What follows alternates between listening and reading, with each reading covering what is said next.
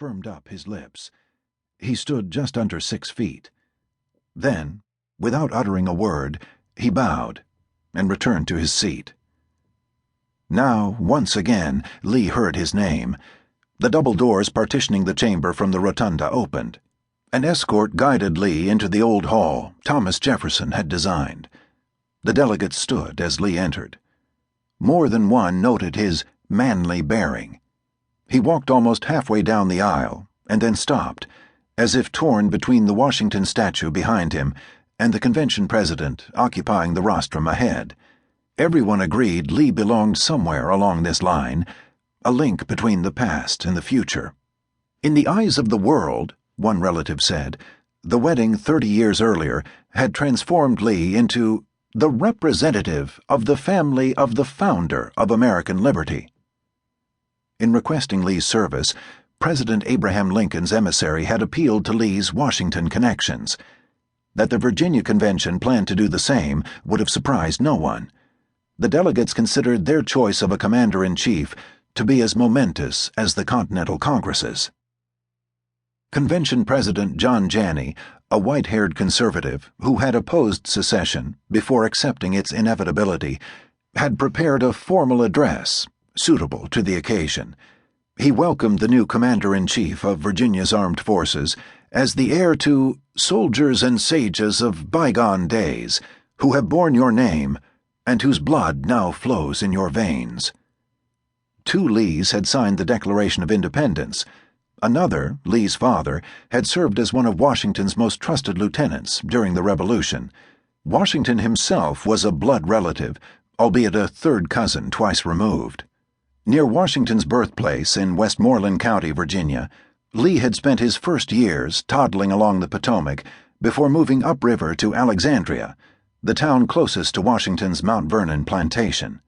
"When the necessity became apparent of having a leader for our forces," said Janney, "all hearts and all eyes, by the impulse of an instinct which is a surer guide than reason itself, turned to the old county of Westmoreland."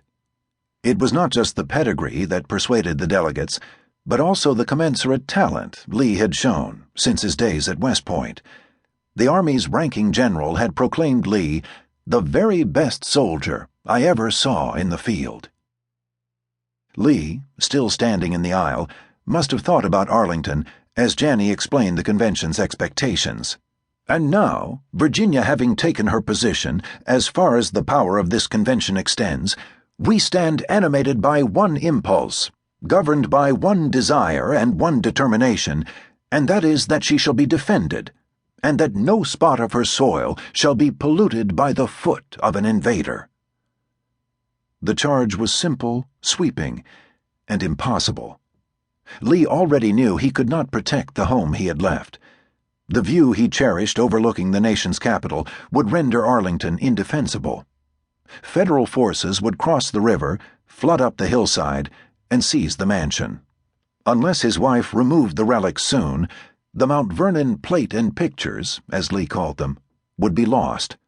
Arlington would never be the same. Yet, whatever reservations Lee harbored about the convention's judgment, the delegates harbored no doubts about Lee.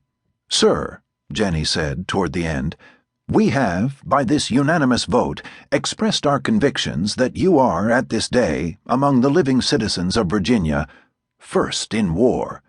We pray to God most fervently that you may so conduct the operations committed to your charge that it will soon be said of you that you are first in peace, and when that time comes, you will have earned the still prouder distinction of being first in the hearts of your countrymen."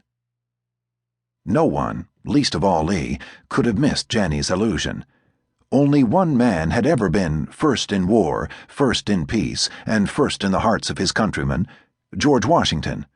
It had been Lee's father, Henry Lighthorse Harry Lee, who coined the phrase in a funeral oration for his old general. So popular had the epitaph become that the words fused the Washington and Lee names long after Harry Lee had drifted into disgrace. As a commentator in Robert E. Lee's hometown newspaper put it, the fact that these memorable words, as they were addressed and applied by the distinguished president of the convention, were the outpouring